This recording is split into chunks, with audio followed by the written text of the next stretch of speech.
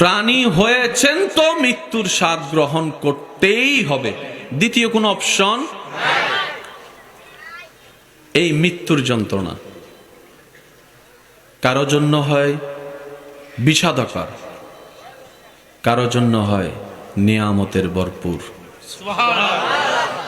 কারো জন্য পরকালের যাত্রা ভয়ের কারণ, আর কেউ বা পরকালের যাত্রার জন্য অপেক্ষার প্রহর গণে কখন আজরাইল এসে, মালাকুল মৌত এসে আমার প্রাণটা বের করে নিয়ে যাবে।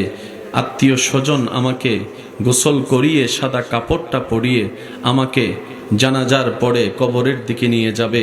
কখন আমাকে আমার দেহটা মাটির মধ্যে রেখে উপরে বাঁশের চাটাই দিয়ে সুন্দর করে ফিনিশিং দিয়ে মাটির চাপা দিবে, আর কখন আমার কবরটা অন্ধকার হবে, আর কখন সেই কবরে প্রশ্নকারী প্রশ্ন করবে, কখন আমার নবীর সাথে আমার দেখা হবে।